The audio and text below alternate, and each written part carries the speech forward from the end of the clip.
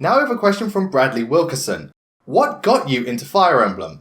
Well, when it comes to what got me into Fire Emblem, if you want to go all the way back, it was technically first Marth and Roy in Smash Bros. Melee, because I never knew those characters were, saw them, was like, okay, they look pretty cool music, oh, they're in this thing called Fire Emblem. I know it's Japan exclusive, but hey, at least have the knowledge. And then my friend came over and he showed me the Visual Boy Advance emulator. He got me the app and he helped me download loads and loads of games for it. And one of them I tried out was Fire Emblem The Sacred Stones. And I just ended up loving it. I really just loved the entire thing. Remember, back then, my attention span wasn't great, so I wasn't huge into RPGs unless it was Pokemon. So having something like that where, the story got going straight away, you knew what the threat was, it was easy to understand, but it had quite a bit of depth to it. I loved all the characters. Sacred Stones, because Sacred Stones has such a strong beginning, that's what really got me when it comes to Fire Emblem. Other Fire Emblem games, I don't know how well it would have worked. Radiant Dawn probably would have thrown that game out the fucking window. But with Sacred Stones specifically, because I still think it has the best opening, act or 8 chapters of Fire Emblem to date, it just got me, and I think thanks to Sacred Stones is where I am now. Now we have a question from Zyand0914. Among the playable heroes of Fire Emblem, who do you think would make for an interesting main antagonist? That's an interesting question, because I think it mainly boils down to enemies you can recruit, since a lot of the characters you get that, either start out on your side or are green NPCs, are not really bad guys who have evil motives or some sort of darkness to them, whereas the ones you have to recruit their enemies do. So with that in mind, I think one of the big ones would be Raven, because in Fire Emblem Sword he has a massive thing against Hector, so him leading a rebellion against Ostia or doing having his own mercenary band would be interesting, because revenge stricken, and then maybe by the end on his while he's dying he finds out the truth and maybe they were behind it, so there's that regret in the end. Maybe it could be a really sad thing for Lucia, so he could be one. Minerva, of course, just because she was a villain initially, and it could be interesting for her where, let's say, Michaelis and stuff, because they fail, she takes up the mantle and she really goes for it, and by the end, even though she tries her hardest, she doesn't get it, and eventually she understands why she shouldn't have gone along with this, or maybe why she should have joined them earlier, stuff like that. I also thought Fadra would be kind of interesting, because she is very much part of Grima's cult as well, so perhaps her wanting to continue what Valadar does, even though she's kind of out for herself. Or maybe because she's fighting against Robin, maybe because he has that Grima thing, she's desperate to obtain him and she desperately wants him, so she's really fighting as hard as she can to get Robin and force herself upon him. And so that can make her a different type of villain, where it's not so much she wants to, she has anything against Chrom or anything, she just really wants Grima Resurrected, she just really wants Robin for herself, so that might be something. Milady from Binding Blade would also be a very interesting one, where let's say her loyalty is ultimately to Burn. I mean, she has, she's very, very empathetic towards Princess Guinevere, but at the end of the day, she serves Burn and she always will, so it'd be really interesting where she's constantly fighting against Roy, desperately trying to get Guinevere back, but Guinevere's no, and she keeps, on and on, and throughout the entire cycle, it gets worse and worse for her, the fact that Guinevere's not there, and she's trying her hardest to bring her back, and eventually it's just too much for her without realizing that, Guinevere has her own thing, and, she understands by the end where her loyalty is really it wasn't about Burn to begin with, she just wanted Guinevere back.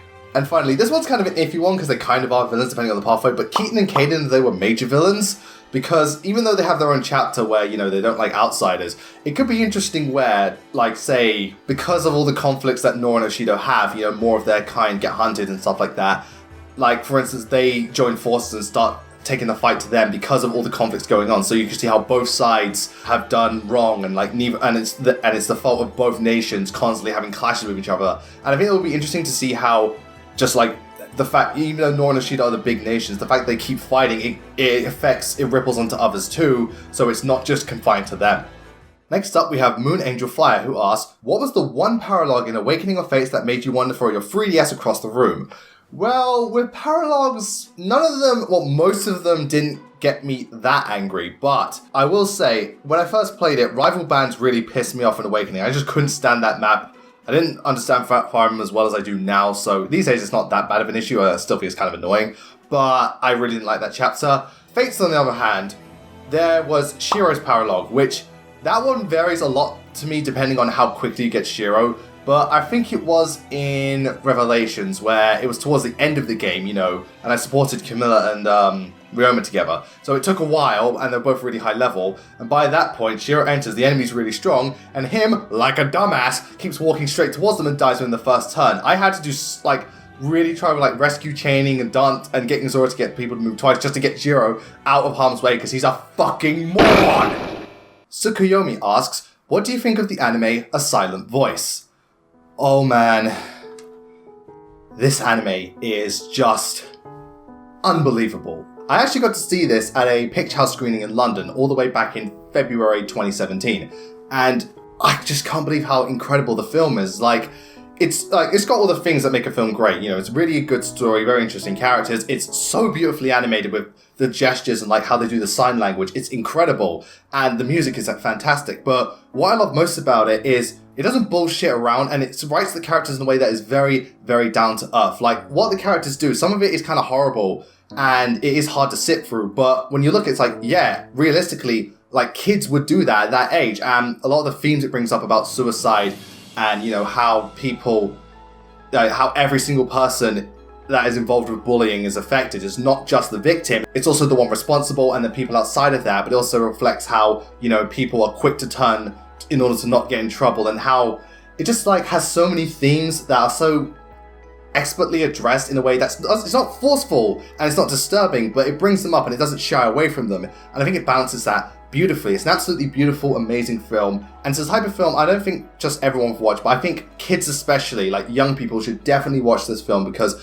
it will enlighten you to how bullying can really affect people and everyone involved. And again, it's not the easiest film to sit through, and it's not a perfect film. There are some scenes where, if you haven't seen the manga, you'll be like, well, what the fuck was that about? And some of it, like, some of the plot threads kind of don't go anywhere. But overall, I think this is one of the most beautiful animated, not just animated films I've ever seen. I bet now all of you are wondering, well, if that's the case, what did you think of Your Name? What did I think of Your Name? I think that film is also incredible. It's so beautifully animated. I think it's Makoto Shinkai's best film. Granted, the only other film I've seen is 5 centimeters per second, but it's beautifully animated. It's got an amazing soundtrack. It's just a really solid, really strong film, and I'm glad it was able to, like, break out into the mainstream and really get anime out there, because good films like this really show what anime has to offer. It's emotionally captivating, it's got some amazing scenes, and it is a wonderful film. Both of these films, easily top 5 favorite anime films. But when it comes to which is better, A Silent Voice or Your Name, I prefer the former. Now we have a question from RAIHAN Hakim98. Out of all your earlier videos, which one do you think is the absolute worst overall? Oh, that's easy. Top 10 worst Fire Emblem units. And it's not just because of the choices I picked. Since some of them on there, like Astrid and Tefes, obviously, there are way worse out there. I was being purely personal experience. But it's more to do with the fact that it's incredibly sloppily edited. The audio quality is an absolute worst of my channel. The script was just poor in my opinion.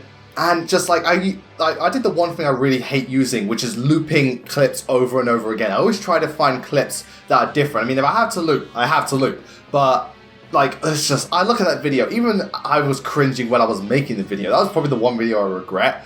But it did serve as a great wake-up call to me, because after that, and I got really a lot of negative feedback, after that, I made top 10 Fire Emblem bosses, and a lot of things got better. The editing was better, the audio quality was much better, the script was tighter, it was just a much better video. It just goes to show that even though I still think the video is horrible, I'm glad I made it, because, you know, it showed me this is what you shouldn't do, you need to get better. I did get better. Next we have a question from Xiaomi Smash 14. If you could pick one male Fates unit and one female Awakening unit to bring on a trip, who would it be and why? Also, Sumir is excluded because that would be obvious. Aw, no fair! But in all honesty, if I could bring 2 gender-specific Fire Emblem characters with me, it would be Kaze from Fates and Lucina from Awakening. The reason being that Kaze, because, you know, he's a ninja, he's just a real sweetheart. I'd love to bring him with me because he's a cool guy I think I'd really get along with. And Lucina because, well, aside from the fact that she's my second favourite character in Awakening, I'd also take her on a trip to somewhere nice, because Lucina has lived her life in nothing but conflict, strife and turmoil, so to go somewhere just to chill out and have fun, I reckon for Lucina would be like the best day of her life aside from meeting her father and mother again. So I think she deserves it. Our next question comes from Miss Abby XXX. If you could be any class in Fire Emblem, who would it be and why? Well, considering my avatar and, you know, how I've talked about this class, the Knight class would be kind of obvious, or general more to be specific. But outside of that, I would really love to be the Wyvern Lord class. The main reason being that, you fly around on a giant wyvern, usually they're some of the stronger classes in the game and stronger enemies, and the fact that, like I've said it once, I'll say it a billion times, dragons make everything better. Next up, we have a question from PRESEA. Do you ever plan on doing vlogs or video game news discussion videos in the future? PRESEA, I'm already one step ahead of you. Patreon. Tim5FL asks, do you plan on doing more Fire Emblem story videos after doing them on Fates and Awakening? I think you're referring to the How to Improve series, and yes, I do intend to do more.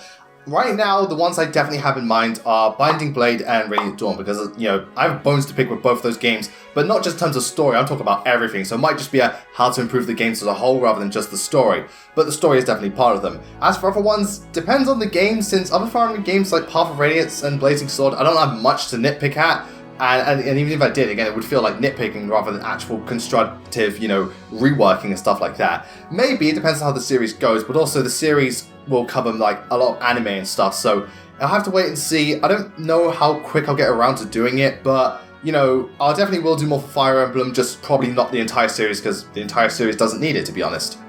Now we have a question from the user Karma Puppet. Who is your main hero in Fire Emblem Heroes? Well, see, I don't have a main hero, so to speak, but rather I have a main team of heroes that I use. Those being Black Knight, Nino, Bravelyn, and Olwen. Each of these units are so good to me. They're just wonderful at doing so many different jobs. The team comp works because you've got all the different colours, including one that doesn't even have a colour. I mean, yes, I don't have any healers, but half the time they either do so much damage that they don't get hurt, or they can tank so much damage that it doesn't really matter, especially in the Black Knight's case. And the skills I've given them, and just stuff like that, they work so well together. They get me through pretty much all the hard challenges. They're my main team to go with whenever I play Fire Emblem Heroes. And while there are units I have that are good for certain situations, like Gera's great for just killing normal units because of her poison dagger, overall, those four, you just can't beat them. Now we have a question from a rather dubious bard of all people. They ask, have you ever played D&D and what is your race class combo? Yes, I have played D&D. I played it a lot during the second year of university, and oh my god, it was so much fun. But I didn't always play the traditional stuff. We had like Tiger and Bunny D&Ds, we had Attack on Titan D&Ds, we had a lot of variations on it, but we did do a lot of the typical stuff. Now for me, the class race combo I went for a Demonic Paladin. Feel that edge. Because it just looked like something cool. I liked the abilities, and the story behind how his race and class worked together I thought was rather interesting, so that was the one I went with. And now we have a question from the Fiery Tempest. Are there any heroes in Fire Emblem that you want to be in Fire Emblem Heroes that are not in the game yet? Mine's Garrick. Yeah, there are many Fire Emblem heroes that I want in, well, Fire Emblem Heroes, and Garrick is one of them. For example, there's Sumia, I'd like Ashnard, I want Sumia, and I'd like Nagal, and of course there's Sumia, and I'd also very much like Sumia. I'd like Shinon, Sumia, the Lagoose Kings, Sumia, Sumia again, I'd really like Sumia, I think Sumia should be in. 2,000 years later. And that is why Sumia should be in Fire Emblem Heroes. Did you get all that?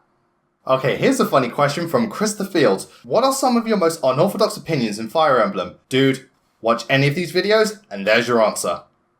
Now we have a question from the Cringe Lord of Time and Space. Well, at least he's honest. Have you ever played the Tales of or Persona series? Sort of. Well, not exactly, because as you know, I do own Persona 3 Special Edition. I do plan to play it at some point, so I own it, but I haven't played it.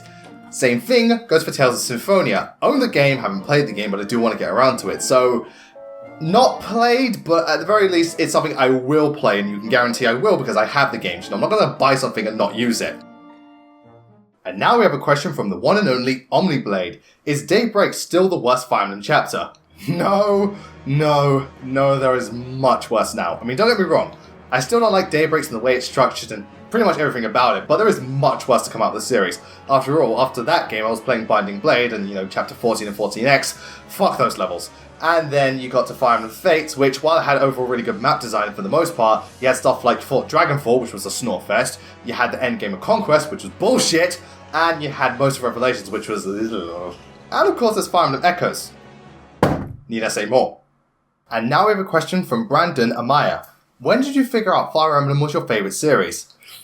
See, I can't answer that question because I never have. Simply put, Fire Emblem, as much as I love it, is not my favourite video game series. Yes, it's what I talk about the most on my channel. Yes, I have a deep affection for it. And yes, it has impacted me a lot as a person, as a video gamer, in terms of a lot of things. But it's not my favourite video game series. There are two that I prefer, even though I don't talk about them as much on my channel. The first one being The Legend of Zelda. I absolutely love the series, I've been playing it since I was young, and I just adore the games. I mean, yeah, they're not all perfect because of the CDI games, but, you know, Zelda's just absolutely incredible. And my all-time favourite video game series, Metroid. Fire Emblems, much as I love you, you're not Zelda, and you sure as hell are not Metroid.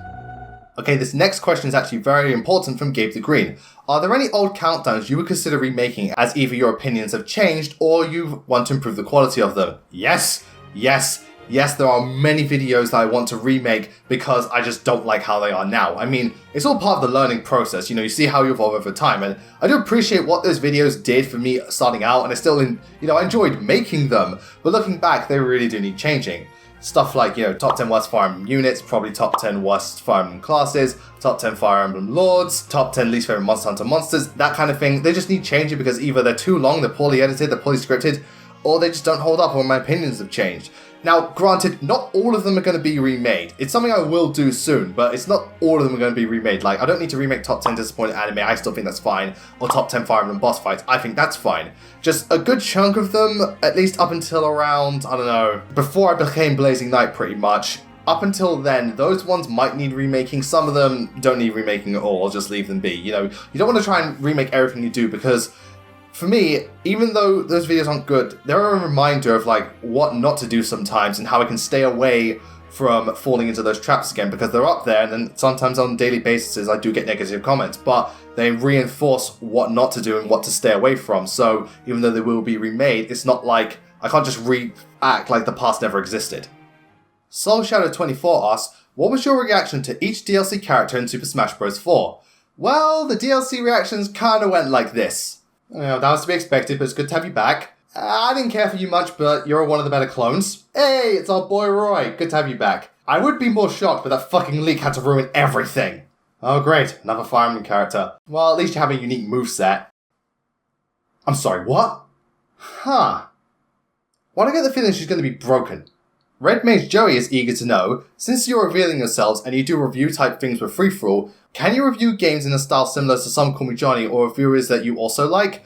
Well, see, with these live action segments, they're going to be more for what goes on between like different skits or jokes or transitions, but I don't know if I'm going to use them for whole videos. Granted, I do have some ideas in mind. In fact, there's a video coming quite soon, which is going to be very live action focused, and it's kind of a review. It's just something to experiment with, but I don't know if I want to do it for all of them, but I definitely will incorporate them more into like some of the segments. I want to see how it goes and everyone reacts to it. Because if the live action segments don't really work, I have to pull back on them. Not get rid of them, obviously, but pull back a bit. As for like doing it like other reviewers, well, you know, as big as a fan I am of Song Call Me Johnny, I mean, I'll definitely take inspiration and stuff like that. And depending on how far I get into the channel, it will see. Like, I could see myself maybe doing it in the future when, like, maybe, you know, I just want to take a break from top 10s, or perhaps I want to experiment even further and try different things. But we'll have to wait and see. It all depends, really, but who knows? Silver the Traveller's curious to know, what made you decide to become a Fire Emblem YouTuber? Well, like I said in the past, even though I'm a Fire Emblem YouTuber, there is a lot more I cover outside of just Fire Emblem. But I guess what made me choose to focus on Fire Emblem entirely is the fact that the series has just so many topics to discuss, and like there's so much you can cover, not only for the series as a whole, but for each game individually. I mean, with other series I like more like Metroid and Zelda, there is stuff to cover, but there's not nearly as much like scope and how much you can break down just what you can talk about, at least for me personally. There was so much to talk about with Fire Emblem, I just thought to myself, if I make this the main focus of my channel, I'll always have stuff to talk about. And not only that, but it was what was getting the most views, it was what most people liked, and it's what most people, you know, when I talk to people, most of us discuss Fire Emblem. I mean, yeah, we talk about other stuff like anime, Monster Hunter, and so on, but a lot of it is Fire Emblem. I thought to myself, if this is what everyone likes most about me and I like doing the most, might as well focus on it. Now, that Citrin Gamer YouTube has 3 questions you would like to ask. First being, if you could add or remove any features in Fire Emblem, what would they be? Well, adding or removing features, it varies because every Fire Emblem game has different mechanics that they work around depending on the game. So, you know, Telia's series has bonus EXP, Fate has Dragon Veins, and Echoes has like weapon skills as well as Miller's Turnwheel. It all varies really. I mean, if we're going on from Echoes, I'd love to see them bring back bonus EXP, maybe rework the Dragon Veins in a way that's like not so overpowered, but it could definitely make a change and make maps more interesting. But a lot of the mechanics Echoes introduced I do think should stick, like the way weapons are unlimited, the weapon skills, the Miller's Turnwheel, a lot of that should stick. Are the big tits in Fire Emblem getting worse? Okay, big tits in Fire Emblem is an interesting topic because main series is getting better, spin-offs is getting worse. With main series, even though Fates was pretty bad with like Camilla, Charlotte, Orochi, and Kagero, you know, Echoes made it much better because even though Sonya had a really large breast, her character design, they weren't so obvious and it wasn't so out there. It was done in a more subtle way.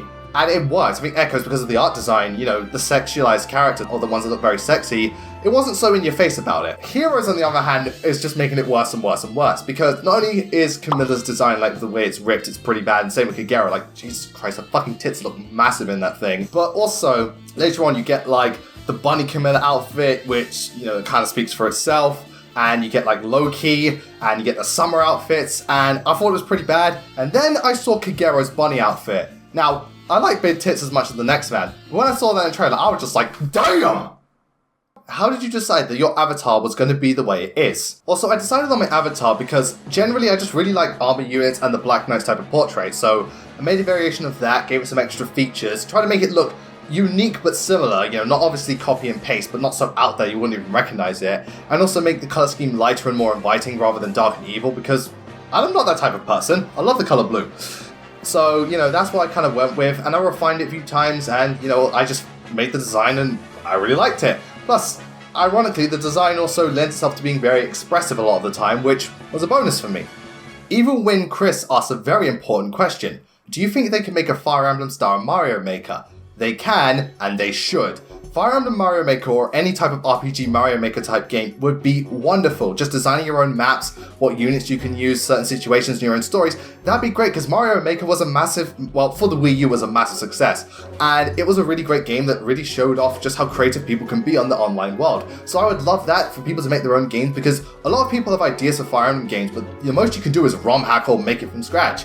And having that ease of access with like your own built-in engine and stuff like that would just be great for people, and we could really get to see how creative people can be with Fire Emblem. At the same time though, considering how evil some of the Mario Maker ROM hacks would be, I can't imagine how bad some of those masochists out there would make some Fire Emblem maps. Like you'd get Fog of War, Desert, Turn Limit maps, Genealogy Size, and you can only use Gwendolyn, because fuck you.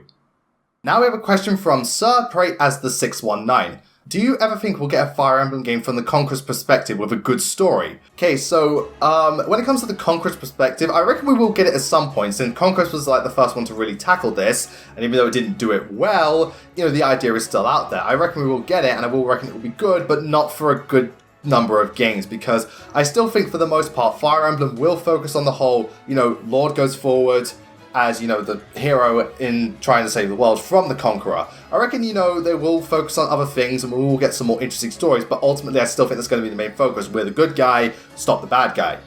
I reckon at one point we will get there in a while, because I don't know how long it will take, but I reckon they will do a Conqueror story at some point, but I reckon even then it'll probably be when it's really comfortable, and that'll be a Fire Emblem game designed for specifically Fire Emblem fans, not for the, like, casual market, unlike, like, Awakening or something. It'll be very hardcore focused. And it probably will be good. I don't know how good. I mean, to be honest, after Awakening Fates, we can't really dip much lower. Oh shit, I shouldn't jinx it. You never know what they'll come up with. So I reckon we will get there, but not for a good couple of Fire Emblem games. Give it about, I don't know, not until like Fire Emblem 21 or something. And now we have probably the most important question ever from the Nintendo gamer. Is FE8 FE great? FE8 is indeed FE great. Next up, we have Mario37519, who asks, are there any video game franchises that you have yet to talk about on this channel? Well, there are some I've talked about here and there in like top 10 lists as like one of the entries, but ones I really want to focus on and dedicate a list to at some point is Mario series, because it's just really big and I enjoy it. Soul Calibur, because I'm actually a big fan of the franchise, and you know, with Soul Calibur 6 coming out, that's going to be awesome. I get the feeling, even though I haven't played it, once I do the Persona series, I'm going to do lists on that just because I just have a feeling, and I also want to talk about the Resident Evil series more because I really love 4, it's amazing, I really like Revelations, I have Resident Evil 1 on the GameCube, and I played RE5 and that was alright, and I do plan to play 7, that looks cool, and the other games, so I reckon I'll get around to Resident Evil at some point. But those off the top of my head are the ones I really want to get into. There's obviously more, but right now those are the 4 that come to mind. Now, Super Prinny has 3 questions. First one, what is your favourite and least favourite anime? Well, when it comes to favourite and least favourite anime, favourite, without a doubt, Cowboy Bebop. This anime is just so fucking good. I love the style, I love the characters, I love the story, I love how it's broken up into individual and overarching episodes. I love what influence it had on like the dub. The dub is incredible. It's one of the best anime dubs ever. I just love everything about Cowboy Bebop. It's so stylish, it's so slick, it's just superb, it's an amazing anime. Now, as for least favorite, well, I don't own it because obviously it's least favorite, and generally I don't try to watch bad anime, as either I'll avoid it or I will give up partway through because, you know, it's bad. But the worst one I have watched has to be probably Icon. Don't judge me, I was just curious.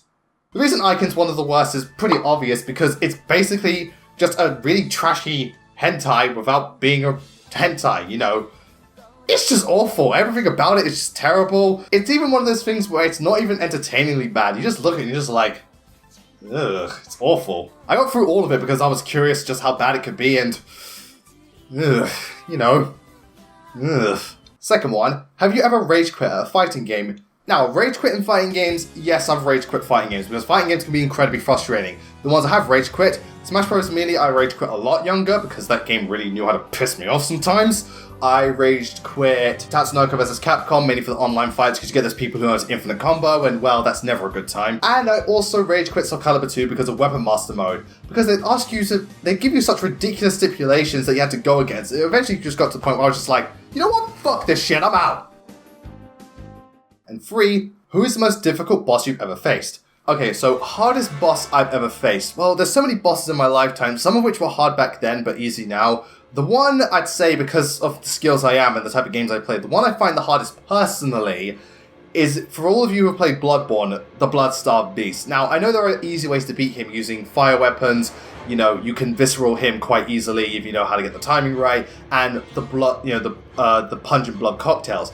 But I don't know what it is, but every time I try, he just always gives me so much shit. It's ridiculous. Like, I recently played through Bloodborne again not so long ago, and even from the beginning, like, Vicardemelia, Gascoigne, no problems whatsoever. Blood-Starved Beast, I died at least 10 fucking times. And, you know, I knew everything at that point, and I did a bit of grinding, and I got some stuff early. But, oh, it's just... fuck that thing. Our next question comes from Kisun is the one.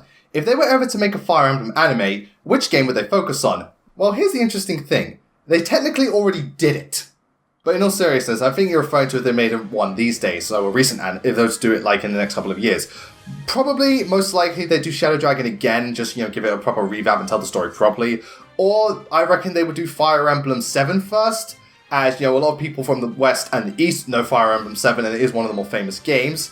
Plus, if it's successful, they can do Fire Emblem 6, so I reckon they'll do that. Those two, I reckon they're the most likely. I don't see them doing genealogy because it's such a big thing to cover. Same with Talias, it's huge to cover. So I doubt that, and I doubt they'll do Echoes and Sacred Stones because they're not as well known. And I doubt they do Fates as well because you've got to cover 3 different pathways unless they're going to not count Conquest and Birthright and just do Rev, in which case, good luck with that. There's a good chance, but I personally would prefer them to other ones. They'll probably do Awakening first because Awakening is its own story, even though, you know, there are Tales of Marth and Tiki comes back. But Awakening is Awakening. It's one of the biggest Fire Emblem games ever. It's one of the biggest 3DS games ever, so I wouldn't put it past them to do that. So JC Prime beseeches me, what are your opinions on the anime Steins Gate? Steins Gate, Steins Gate. Well, I think Steins Gate is absolutely, unbelievably, without a doubt, fantastic. I love Steins Gate. Just, you see, I've got both seasons. I haven't played the game, but I heard really good things, so I'll get around to that at one point. And I am very much looking forward to Steins Gate 0, coming out later this month, actually. So that's going to be awesome. But Steins Gate is just a really interesting sci-fi anime because of how it takes the concept of time travel, but really delves into how it messes with people, all the different theories behind it, and it really, you know, it really does explain it very well. You know, I don't think a lot of people thought about time travel the same way after seeing Steins Gate. It really does enlighten you on this type of stuff. But it's really interesting to see how characters evolve and then regress because of this. It's also interesting to see how the series sets itself up from the beginning and all the stuff around it. It's also an anime that gets better the more you watch it, because the series, as we all know, by episode 13 there's a massive twist, but which no one sees coming at first, but when you watch it over again, you see how it's built up and you see how cleverly written it is. And Steins Gate is just this really well done, really interesting anime. I think it's one of the most important anime of the 2010s and onwards, you know, not obviously Attack on Titan levels, but I think it's right up there with one of the greats. It's a fantastic anime which you should definitely watch. Norilla is curious to know, have you ever seen the Fire Emblem OVA, and if so, what are your thoughts on it? Soon, ladies and gentlemen. Soon. Got a question now from Nilbog asking, when you first played Fire Emblem, what are some of the mistakes you made, and was your first playthrough hard or easy? Well see, because Fire Emblem Sacred Stones was my first Fire Emblem game, it was automatically pretty easy. But in all seriousness, I didn't make many mistakes, which I'll explain in a second. But in terms of the stuff I did do wrong, I did kill Emilia the first time. I didn't really support anyone except Coleman and Namie because supports raised so fast for them, but everyone else took fucking forever because fucking hell, I do not like the GBA support system. And, you know, stuff like that. So that was only the real mistakes I made, but the reason I didn't make that many errors is because I pretty much just used Seth throughout the entire game, and, well, speaks for itself. Next up, from VASH the Striker, what is your favourite and least favourite BlazBlue character? Well, when it comes to least favourite, I was never a big fan of Bang, just because to me, he just seemed like the most generic shonen trash to ever exist, so I wasn't huge on him. And even though his playstyle's interesting, I wasn't huge on it, I didn't like it too much, so I barely ever use Bang, and every time he comes on screen in the story, I'm just like, why are you even here? As for most favourite, that would definitely be Null Vermilion, because I like her character and how involved she is in the story. She very much seems like, you know, the type of like the new cadet, and she's finding out a lot about this world, but she has that hidden potential, and I like that about her and how she interacts with people. But I like her most for her playstyle just because she's so fast and ridiculous, because when it comes to fighting games, even though a lot of people, you know me for like heavy hitting stuff because of Fire Emblem in the Night class, and I use the Switch Axe in Monster Hunter, fighting games, I'm always about the speedy characters. I absolutely love them. Like, I love Cammy in Street Fighter, I love, you know, Strider in Marvel Vs. I love Cloud in Smash Bros. You know, I really love the fast, quick characters, and Null was that. She can combo like crazy, and even though she's not damaging, she just does so much stuff really quickly, and love it. And now we have a question from Alias Mask. Do you plan to use the hardest units in every Fire Emblem game you play? Okay, so this one needs a bit of explaining. For those who've not seen the Let's Play channel, I've done playthroughs of Binding Blade and Blazing Sword. In Binding Blade, I used Wendy. Had the highest kill count, killed Sophia. You know, wow. I also used Sophia due to losing a bed because I'm a fucking idiot. And she happened to get RNG blessed, like really RNG blessed. She was doubling by chapter 15. And when it came to Blazing Sword, I decided to use Lyn. Lyn capped speed, strength, and skill, and she had higher strength than Hector at one point, and she just ripped everyone to pieces. It was absolutely ridiculous. And even on hard mode, she didn't get as good stats, but she still ripped everyone to pieces. It was ridiculous. So when it comes to like other Let's Plays, is probably what he's asking about. Yeah, but it depends, because for like certain games, like because I play through the games twice, I get to show off everyone. It's more a case of if I like the unit, I'm going to use them, whether or not they're good or bad. I just happen to like Wendy, and I like Lyn, which is why I use them. But for stuff like Sacred Stones and like Path of Radiance, like I will use Soap for the transfer bonuses, but I don't plan on using like Brom or anything unless I like do a second playthrough, and I haven't used them yet. But it does really depend on the character in question. And Radiant Dawn, I'm using them just because I've got to show off everyone and I'm doing 3 playthroughs of that. But it very much comes down to it doesn't matter how good or bad the unit is. If I like the unit, I'll use them. But for the most part, I probably will because I'm trying to show off everyone in subsequent playthroughs of each game. And our next question is from YourNan4. What is the first monster you struggled with in Monster Hunter? The first monster I actually struggled with was the Giginox. He was the first one to give me shit. To this day, he still gives me shit. He always will give me shit. Therefore, in my book, he will forever be shit. Crazy Squid is curious to know, what's your favourite Nintendo console controller? Well, Crazy Squid, there's only one correct answer to that question.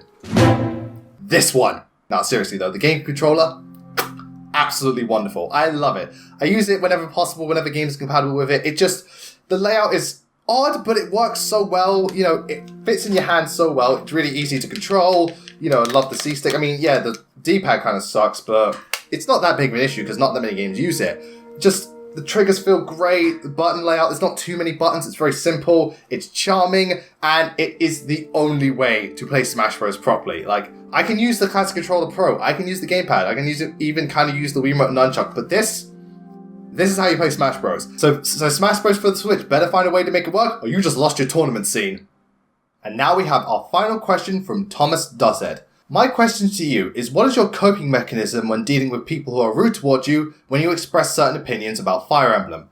Okay, so this is the type of thing that applies to not just me, but everyone, because whenever you put yourself out there and make any sort of work, whether it be music, videos, documents, you know, literature, you're always going to get those people who are just horrible to you for whatever you do. Now, I'm not talking about constructive criticism. No. Constructive criticism is a great thing. You know, it's necessary to learn and get feedback. Yeah, it might not always be something you want to hear, but is something you really need and helps to make you a better person and helps you to improve. But constructive criticism, if someone is being really constructive, they won't be rude. They may point out flaws in your work, but they won't be rude to you. And of course there's people who are just, being silly, they say it in a way they're trying to think they're funny, but it's not. But yes, there are those people out there who, for some reason whatsoever, they just don't like you, they don't like what you stand for, and they will purposely try to be as horrible as possible about your work. And yes, it's something I've dealt with, but it happens to everyone, even some of the best people out there. Like, I remember one time, Giga posted on his Twitter how, all it took is one negative comment on a video he got and it ruined his day completely, despite the fact that, he was getting thousands and thousands of positive ones. And keep in mind, this is Giga, in my opinion, one of the best anime YouTubers ever. He's made such amazing videos, he was a big inspiration for me, and he keeps making really good stuff, and he's even made, if everyone saw the perfect anime video, that's one of the best videos I've ever seen on YouTube in general, but all it takes is one person, and that's it. It can ruin everyone. It happens to loads of people. I've seen it on Twitter. It does happen to us, and it's happened to me a lot. Now, sometimes it is a case of, people just point out I did something wrong or something like that, and so that's fine. But there are people who have been really, hostile, and have been just very vile, to be honest. And it's not just me, I've seen it on other people's videos too. And even though, some people say, oh, it's just people commenting, don't worry, it does hurt. It really does, because no one likes to be talked to in that way. And when you try your hardest to just do the best you can, you get some person acting this way, it does get to you, especially, sometimes that's all it takes to ruin your day. You can be doing fine and you just read that one comment and that's it. The rest of the day you just glum. So in terms of coping mechanism, while I'm sure many of you are typing jerking off in the comments, I have more sanitary methods of relaxation. For me, it can range from various things. A lot of the time, I like to read books, I like to play video games, I watch a movie, I can watch anime, I'll talk to my friends online and on Discord. Sometimes I'll just listen to music, that's a really good coping mechanism. Sometimes I'll spend 5 minutes of the day meditating. Yes, I meditate. Sometimes I like to indulge myself and eat some of my favourite foods. One of the best coping mechanisms I've found is to go for walks to clear your head and just, reflect on the life around you and stuff like that. But honest to God, one of the best coping mechanisms is just, well, all of you. When I say all of you, it's the fact that I'm at 30,000 subscribers. That means I've got 30,000 people and more who love my content and keep watching it to this day. And that's the best type of coping mechanism I have. Just to the fact that all these people love my work and they keep coming back for more and always supporting me. And even though people are very rude to me sometimes, just the fact that, we've got all of you who are so wonderful and supportive about all my work. And it goes just beyond YouTube. I have my patrons that help sustain my channel and are really wonderful people. I've got all the people on the Discord server, and I've got people on Twitter, and it goes even further than that. I've got people who are writing fan fictions about me or taking inspiration from the how to improve videos. I've got people asking me for how to help them when it comes to certain things. I ask people doing fan art for me. And I just did all this stuff just because I like doing it, and I'm getting such positive feedback from this amazing community. It's, honest to God, really incredible, and I think that's the best coping mechanism I have. Just to not to focus on the bad I've done, but rather see all the good that's come out of it. Because I'm not perfect, and I'll openly admit I've screwed up in the past, and I'm going to keep screwing up to this day, because no human is perfect, and we're all going to make mistakes. But thanks to all of you, I keep pushing through that, and I keep evolving into a much better person and producing better stuff. Because over the past couple of years, I've gone from using Windows Movie Maker and just making awkward, silly videos to videos talk about how amazing games like Xenoblade Chronicles are, how we can make stuff like Fates and Awakening better, and just videos that show how much love I have for Fire Emblem and the community. I even have people joining me for Hector Hardman playthrough just to talk about stuff, and the amount of people that joined is incredible. So, honest to God, it's thanks to all of you watching this video that I can keep going and you keep my spirits high, because I'm doing this because of all of you. Yes, I do enjoy it myself, but honestly, it's every single one of you that help with this. And even then, going beyond that, all the people I've met over YouTube, like the Omniblade, Zerk, Zane, Max HP, Chet and Justin, all these amazing people I've become really good friends with, just putting myself out there and just working with them and so on. It's been an incredible experience, and I hope this just keeps going. So even though there are people out there, and if people watching are on YouTube either want to get into YouTube or any type of creative thing, if so much as one person gets to you and hurts you in a way that makes you question your abilities, just take a step back and look at all the hundreds of thousands of people that love you, because their love is stronger than any amount of hate. And that is it, ladies and gentlemen. Thank you so much for making it to the end of the video. I just want to thank you from the bottom of my heart again and again and again for making me reach 30,000 subscribers. This is all for you, and I hope you enjoyed seeing me, who I am, how I act, and I hope you look forward to seeing me do more of this stuff in the future. Huge thank you to my patrons Chaos Saberlai, Justin Konovich, Samuel Line, Nate Perkins, Midnight Castle, Patanko Fan 32, Tivis James Little 4, Almond, Vincent Clark, Jeremy Redinger, The Main Idea, Perfect Oblivion, Maggie Fall, Michael Rash, and Feralin8392. Thank you so much for making this channel what it is and for all your constant love and support. If you really enjoyed this video, then be sure to click that like button and subscribe as well. And if you want to support the channel even more, why not consider becoming one of my patrons to help sustain the channel, and you get some very nice bonuses to go along with it. Anyway, that's it from me. I'll see you all next time.